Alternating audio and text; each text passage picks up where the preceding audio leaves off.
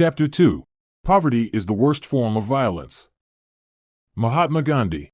On the night the cops came, the flame from the oven gave the room a wonderful yellow and blue glow, and eventually we tired and lay quietly and watched its reflection on the faded cold yellow walls.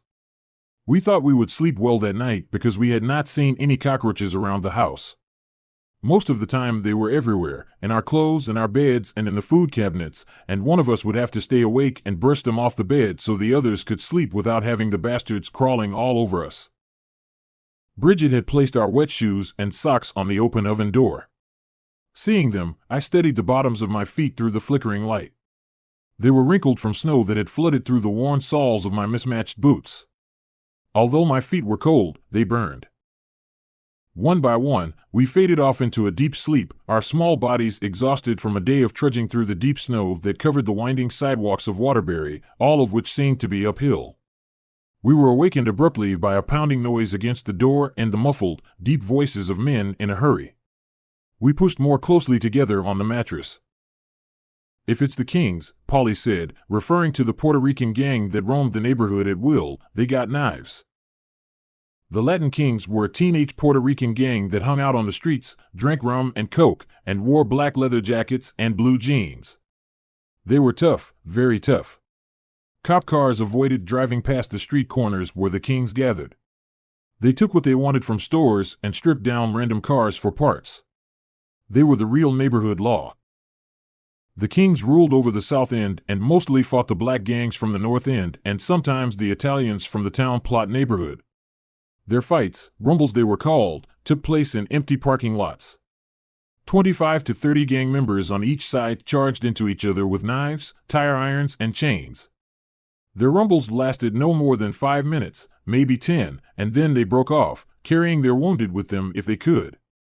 Sometimes, if the wounds were bad enough, the gangs left them behind for the cops to bring to the hospital.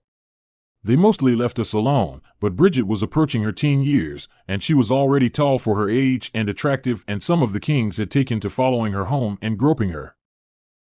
But this night, the bright beam from a cop's long silver flashlight filled the room. That it was the cops instead of the Kings made no difference to us. They were both trouble. A cop with a round red face appeared at the window, his mouth open, his eyes squinting across the room. Our eyes locked. He turned from the window and yelled, "Yeah, they're in there," and then turning back to us he looked at me and tapped on the glass.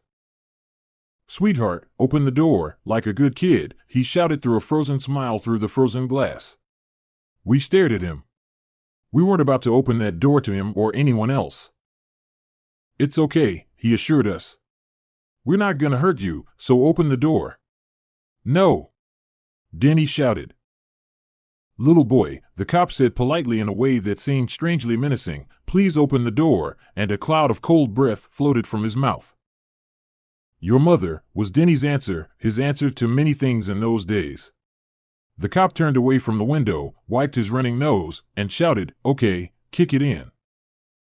"Hide under the bed," Bridget yelled, and following her command we grabbed Maura and scurried into the living room where it was dark, and slid under the bed with its worn box spring, no mattress. "Push up against the wall," Polly shouted. "They can't reach us there." And we did, covering Maura with our skinny frames. In our part of town, and among people like ourselves, the policeman was not our friend. The policeman was to be feared. Policemen locked up our parents and our neighbors. We saw them beat up men who were too drunk to stand. They poked people with their nightsticks, paddy clubs we called them, and drove past us and screamed at us to get out of the street and threatened us with putting their foot up our asses, and they would, too. We feared the cops for good reason. And now they were banging down our front door. I had a cold, or what I thought was a cold. I kept losing my balance and falling down, and couldn't move very quickly because of that, but figuring on an all-night siege, I slid out from under the bed and ran back to the kitchen just as the cops broke the door off its frame with a loud, violent crack.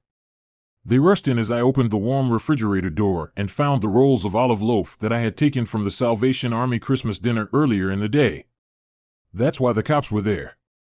Not for the olive loaf, but because somebody at the Salvation Army told them about us.